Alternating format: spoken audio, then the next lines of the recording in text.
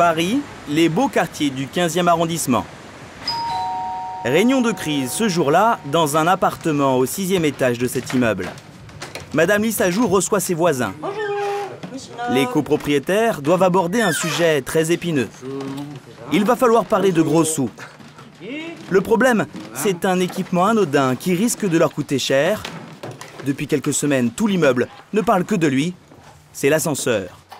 Depuis 30 ans, il dessert tous les étages sans jamais poser de soucis. Mais voilà, aujourd'hui, les propriétaires doivent le rénover de fond en comble. C'est ce qui est venu leur expliquer le syndic qui gère l'immeuble. Donc je vous donne les dossiers. On vous avait donné... Dans ce dossier bleu, il a amené l'estimation du montant des travaux. Et avec tout ce qu'il y a à faire, ça se chiffre en dizaines de milliers d'euros. Ça vous semble cher, vous, en tant que copropriétaire, cette rénovation? Oui. Ça fait à total de 44, 50, on est supérieur à 50 000 euros. 50 000 euros pour rénover un ascenseur. Une facture très salée qui passe plutôt mal auprès des propriétaires. Je vois arriver en deuxième ligne le nettoyage complet du local. Il y en a quand même pour 1 200 euros. Est-ce que ce nettoyage est en fait un préalable nécessaire? Mais je ne sais pas ce que c'est le nettoyage complet du local. C'est quand même 1 200 et je euros. sais pas. Moi, je veux bien aller passer le balai et faire la peinture. Voilà. Non, de type anti-poussière. Oui, c'est bien que vous rajoutiez qu'il y a la peinture. C'est pas que le nettoyage. Ça veut dire quoi? Encore une fois. 200 euros, attendez. Est-ce que nous sommes... Des propriétaires comme eux qui vont devoir dépenser beaucoup d'argent pour rénover leur ascenseur. Il y en a 7 millions dans toute la France. Et aujourd'hui, ils n'ont plus le choix, c'est la loi. À l'origine de tout cela, printemps 2002. Une série d'accidents dans les ascenseurs fait la une des journaux. Celui du petit Bilal en particulier. Dans un quartier populaire de Strasbourg, ce garçonnet de 4 ans meurt après une chute de 18 mètres dans une cage d'ascenseur. Ça peut pas être réel. J'y crois pas encore à ce jour. L'opinion est en émoi. Ces machines font peur. Au ministère des Transports, Gilles de Robien, fraîchement nommé, tape du poing sur la table. Je vais annoncer des mesures qui seront des mesures très sévères, parfois coûteuses, mais indispensables compte tenu de la gravité et des conséquences des pannes d'ascenseur ou de certains dysfonctionnements. Une loi est alors votée. D'ici 2010, dans toute la France, les ascenseurs doivent être remis aux normes. Une mauvaise nouvelle pour les propriétaires qui vont devoir payer la note. Alors qui profite de ce business de la rénovation ? De 20 000 à 70 000 euros, pourquoi existe-t-il de telles différences de prix? Enquête sur l'incroyable guerre commerciale qui se livre derrière les portes de vos ascenseurs. Ces centaines de milliers d'ascenseurs représentent un énorme business pour les gros du secteur. Nous sommes à Gien, près d'Orléans, chez le numéro 1 mondial des ascensoristes, l'américain Otis. Le grand patron de cette usine, Vincent de Laval, est très fier de nous montrer les plus belles réalisations de son groupe dans le monde. Chrysler Building, à New York. Là, sur les murs, c'est ce que vous faites? C'est ce qu'on a fait. C'est des ascenseurs, c'est que des tours dans lesquelles il y a des ascenseurs Otis. À Kuala Lumpur, les Petronas Tower, vous avez la tour Eiffel évidemment. Vincent de Laval est chargé de produire avec son usine tous les ascenseurs installés en France. Des chaînes de montage, il en sort quasiment un toutes les 10 minutes. Chacun est fabriqué comme un meuble à monter soi-même. Les appareils sont livrés en kit sur les chantiers. Ça, c'est une porte que l'on va expédier sur un chantier. Et des ascenseurs, il y en a pour tous les goûts. Geneviève d'Auvergne, la directrice commerciale du groupe, tient à nous montrer le catalogue de la marque. Ici, changement d'ambiance, plus de bruit de machine, lumière feutrée et canapé confortable. Voici le showroom de la société.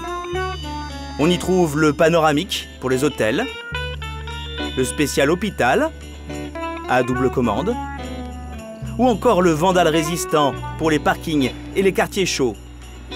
Et voilà la meilleure vente de la multinationale, l'ascenseur de Monsieur Tout-le-Monde. Donc ici, vous avez un ascenseur typique. Donc ici, c'est du 8 personnes, typique dans les copropriétés d'immeubles de résidence. Cette machine standard se vend 35 000 € quand on l'installe dans un immeuble en construction. Mais il y a désormais un nouveau business qui rapporte beaucoup plus que le neuf à la société. Ce sont les vieux ascenseurs à rénover. Avec la nouvelle loi, tous les appareils de plus de 5 ans sont à réviser. Et cela représente 80% du parc. Résultat des courses, tous les commerciaux du mastodonte de l'ascenseur sont sur le pied de guerre. Vendre des travaux de rénovation, c'est la spécialité de Stéphane Réau. Il travaille depuis 15 ans pour la firme américaine. Nous sommes à Versailles et ce soir, le commercial a un rendez-vous avec une copropriété. Eh bien voilà, on est arrivé. Monsieur Alibert, bonjour. Monsieur Alibert, c'est le président des propriétaires de cette résidence. Stéphane Réau est venu lui proposer un devis pour cet ascenseur qui date de 1967. Donc l'objectif, là, ce que je vous propose qu'on regarde ensemble, c'est de dérouler, je dirais, notre proposition commerciale. Et le représentant n'y va pas par 4 chemins. Il faut tout changer à tous les étages. À commencer par la fermeture des portes. Donc là, aujourd'hui, le risque qu'il y a, c'est que les serrures telles que vous avez là, on ne contrôle pas le verrouillage de la porte palière. C'est-à-dire, lorsqu'elle se ferme, si elle n'est pas bien verrouillée, je peux la rouvrir. Mais ce n'est pas tout. Dans le devis de Stéphane Réau, il faut aussi changer toutes les commandes de l'ascenseur. Et manifestement, ça va être très technique. On va changer le contrôleur de manœuvre ici et on va lui adjoindre une variation de fréquence, c'est-à-dire on va piloter la machine avec de la variation de fréquence. Pas très simple à comprendre pour monsieur Alibert. En revanche, il y a une chose qui est beaucoup plus claire. Cette rénovation va lui coûter très cher. Pour cette copropriété de monsieur Alibert, le prix est de 42 500 € pour la modernisation et la mise en conformité de cette installation. Ça vous fatigue, hein? Disons qu'à ce prix-là, on imaginait que l'ascenseur allait changer complètement. Il n'y en avait pas avant et qu'on allait avoir un. Donc c'est une somme, on a plusieurs voitures pour ce prix-là. 42 500 €, ces travaux, c'est quasiment le montant des charges de la résidence pour toute une année. Alors monsieur Alibert préfère attendre, il va faire jouer la concurrence.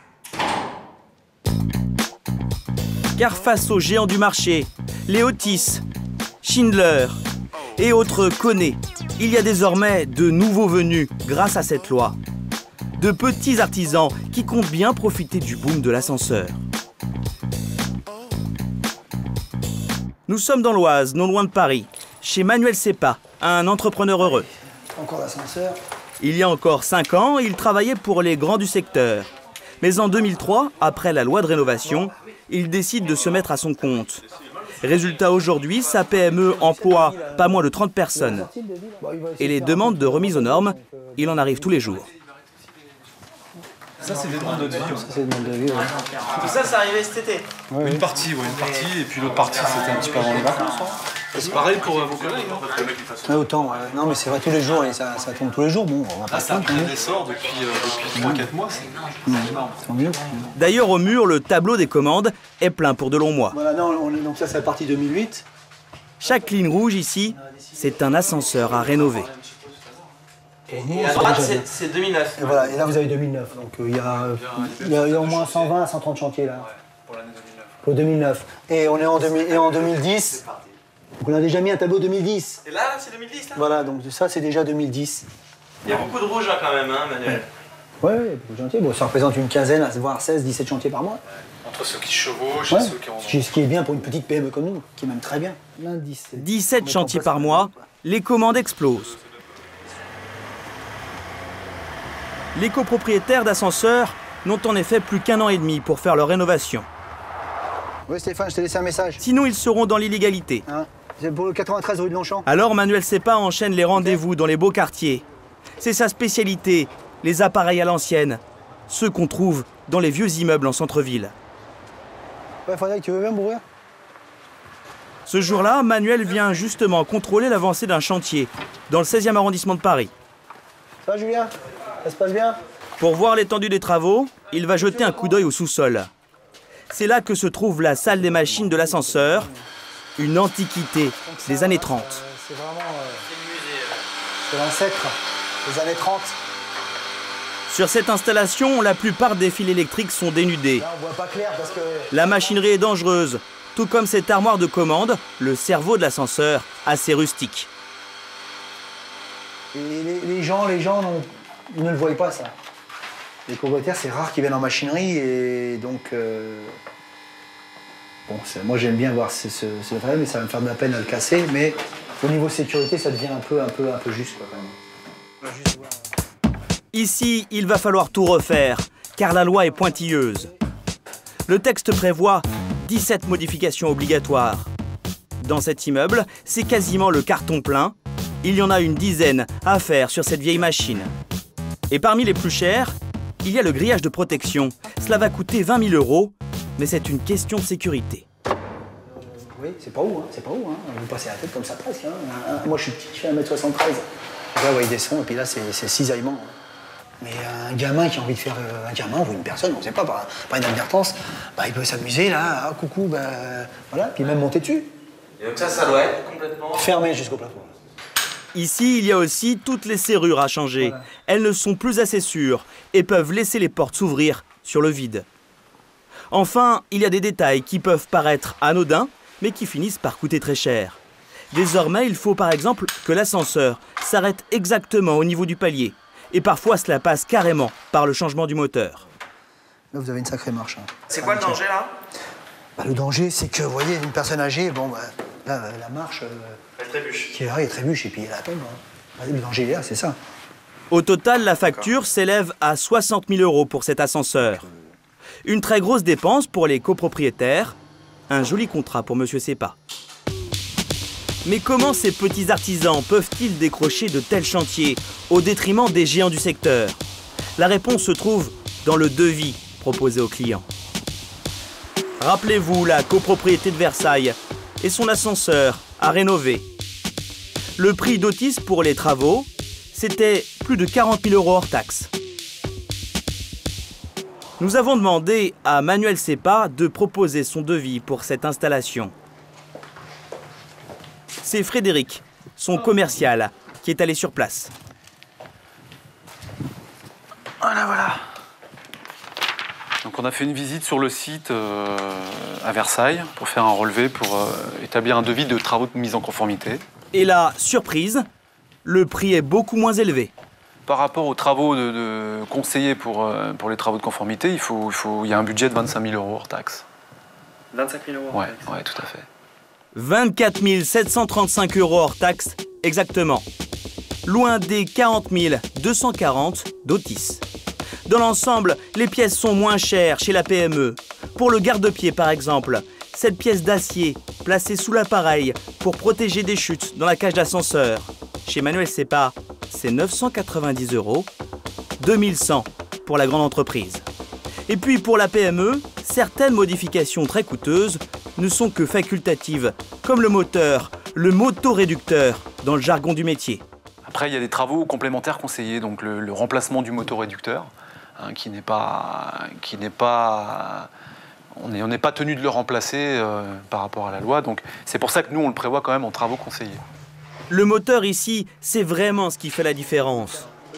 Otis le change d'office pour 10 900 €, alors que Manuel Sepa ne fait que le conseiller, car ce n'est pas imposé par la loi. Du coup, son devis est 30 % moins cher que celui de son concurrent. Bien souvent, face à de tels écarts de tarifs, les propriétaires sont un peu perdus. Alors certains se sont fait une spécialité, chasser le meilleur prix en matière de rénovation d'ascenseurs. C'est ce que fait Ecomex, un bureau d'études dirigé par Alain Ruellan. Cet expert indépendant est payé par les propriétaires pour comparer les différents devis qu'on leur propose. Non, ça n'arrête pas. Non, il y a l'armoire qui est derrière vous. Entre autres, ce sont les dossiers qui sont en commande et qui ne sont pas encore traités, qui sont en début de traitement. Et ces dossiers-là ne sont pour la plupart pas commencés. Donc, et dans ces dossiers, Alain Ruellan constate toujours la même chose. Certains devis de grandes sociétés sont 30 à 35 % plus chers que ceux des PME. Qu'est-ce qui fait la différence de prix Il n'y a pas de justification technique de au niveau technique et qualité, ça ne justifie en rien, absolument rien. Les seules choses, et pour moi je vous dis, j'estime ça, allez, je vais être gentil, 15-20%, qui soient les frais inhérents aux grandes sociétés. Le restant, pour moi, c'est purement de la marge. Selon cet expert, certains grands groupes profiteraient donc de la demande en surchauffe pour gonfler leurs prix et réaliser des marges confortables. Mais la rénovation imposée par la loi ne s'arrête pas aux travaux de réfection. D'ici 5 ans, il y a une nouvelle facture qui va s'ajouter au devis. Un autre point qui va faire payer les propriétaires, et pour longtemps. Argenteuil, au nord de Paris. Dans ce bâtiment discret, le leader de l'ascenseur possède un service primordial pour son groupe, la cellule d'urgence. Autiste télésurveillance, bonjour, vous m'entendez en cabine? Ici, tous les jours arrivent 3000 appels. Les appels que vous passez quand vous appuyez sur ce bouton de secours. Si vous êtes coincé, par exemple, on appelle ça la téléalarme. À l'autre bout de la ligne, une cinquantaine de téléopérateurs. Excusez-moi, ça vient de toute la France, vos coups de téléphone? Oui. Là, j'ai une alarme sur Le Mans, mais on a toute la France en attente. Là, si je regarde bien, j'ai un Paris 9e arrondissement. En France, pour le moment, moins de la moitié des ascenseurs sont équipés de ce système d'alarme. Mais dans 5 ans, avec la loi, ce sera obligatoire partout. Une nouvelle dépense pour les copropriétaires, 2 à 300 € par an. 43 quai de Grenelle dans le 15e, est-ce que vous m'entendez dans l'ascenseur?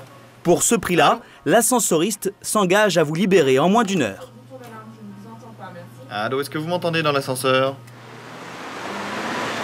En cas de problème, la cellule d'Argenteuil prévient un des 3000 techniciens de terrain. Comme Jean-Michel Duchesne. Il travaille dans une agence de ce groupe dans l'ouest parisien. Ici, pas moins d'une demi-douzaine de réparateurs et même une assistante commerciale, car le travail ne manque pas. Toute la journée, Jean-Michel fait la tournée des ascenseurs à réparer. Mais en cas d'urgence, il doit intervenir aussitôt. Et au moment où nous filmons, on lui signale justement une personne bloquée dans le 15e arrondissement à Paris. Coup de chance, aujourd'hui ce n'est pas très loin. La personne sera pas très longtemps prisonnière de la cabine.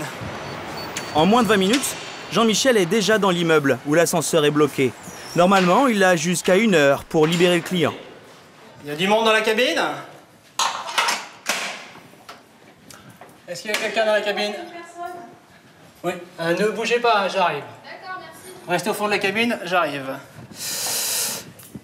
Pour aider la passagère coincée, Jean-Michel descend à la cave, dans la machinerie de l'ascenseur. Et centimètre par centimètre, il ramène la cabine au palier. Mon repère est ici. Voilà, on arrive à niveau. À l'étage, fini l'attente pour la cliente. Vous êtes libérés. En nous excusant pour la gêne. Ça n'a pas été trop long? Si, j'ai un peu la tremblote. Mais dans ce sauvetage, il y a un détail qui nous intrigue. La jeune femme qui sort un peu tremblante ressemble étrangement à l'assistante commerciale de la société que nous avions filmée dans le bureau de Jean-Michel le jour même. Au revoir. Au revoir, bon après-midi. Et cette dame, elle était pas chez... elle ressemble étrangement à la petite dame du bureau. Vous croyez? Non. Je n'avais pas souvenance. Alors, coïncidence ou mise en scène? Nous sommes allés poser la question à Albert Crosby, le directeur marketing d'Otis. Nous lui avons montré la séquence. Voilà, il réfute toute idée de simulation. On a pu suivre. Non mais, c'est tout à fait quelque chose qui peut se produire dans le cadre d'un immeuble. Et vous pouvez avoir des gens d'autisme bloqués dans les cabines d'ascenseur, mais encore une fois, on n'a strictement rien, mais absolument rien du tout à masquer sur ce sujet-là. On fait ça en toute transparence avec vous. Pour la direction de l'ascensoriste, c'est donc un pur hasard. La multinationale n'a rien à cacher sur ses interventions auprès des personnes bloquées dans les ascenseurs. Pourtant, vous allez le voir, les choses ne se passent pas toujours aussi simplement que dans le 15e arrondissement de Paris. Parfois, le travail des techniciens n'est pas aussi bien accueilli. Nous sommes à Chelles, en Seine-et-Marne, dans un quartier populaire avec ses bars HLM. Dans celle-ci, les parties communes sont plutôt vétustes. Et manifestement, les 2 ascenseurs ne sont plus en très bon état. Cette situation a le don de mettre en colère Sylvette Andriès, la présidente de l'association des locataires. Depuis le 1er janvier, à force de monter à pied chez elle, elle a compté. Faut pas que je fasse ça plusieurs fois par jour. Les ascenseurs sont tombés 68 fois en panne.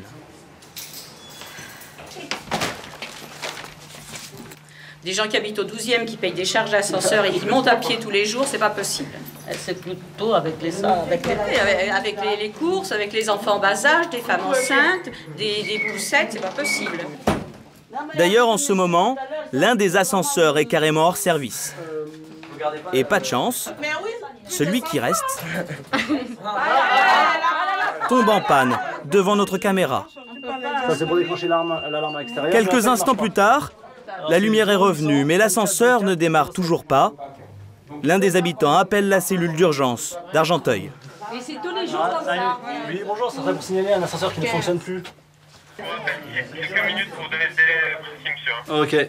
Voilà, bonne soirée. Merci, au revoir. Une demi-heure plus tard, un réparateur arrive. Il est parfaitement dans les temps. Mais il ne va rester que 5 minutes sur place, pas plus. Car sa mission est bien définie.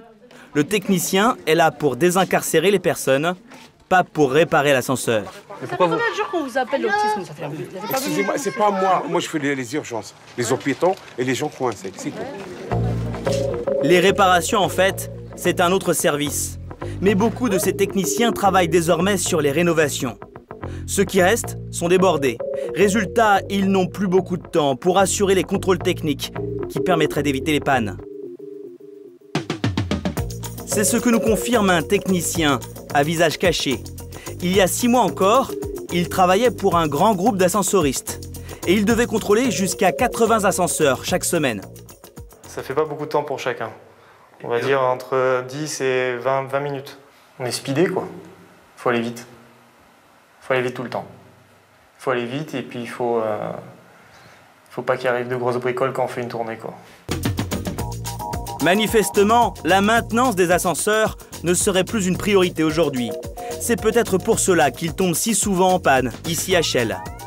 D'ailleurs, même le propriétaire de ces immeubles, l'office HLM, a constaté un laisser-aller. Et M. Paturet, le directeur, en a des preuves. Un audit qu'il a fait réaliser par des experts énumère la liste de tout ce qu'il faut revoir sur chaque appareil suite au défaut de maintenance. Il y en a plusieurs pages. Refixer la main courante, remettre l'éclairage de secours sur la boîte des boutons cabine, nettoyer le toit de cabine, rendre les courroies, retendre les courroies opérateurs parce qu'ils disent que c'est bruyante, manque plaque poussée au 11e étage, régler les fermes-portes, voilà. Donc il y a une succession de choses qui nous sont identifiées comme des éléments de défaut d'entretien. S'il n'a pas bien été effectué, on va demander réparation sur ce défaut. Réparation financière. Il n'y a pas de raison qu'on ait payé une prestation qu'on n'a pas eue. Le directeur va même porter plainte contre son ancien ascensoriste. Selon lui, il a négligé sa maintenance au profit du marché de la rénovation, plus lucratif. Soit vous gagnez pour faire des travaux 30 000 € pour faire un ascenseur ou 1 000 € pour faire de l'entretien, il faut mieux aller gagner 30 000 €. Dans les prochaines années, le marché de la rénovation devrait rapporter 8 milliards d'euros aux ascensoristes.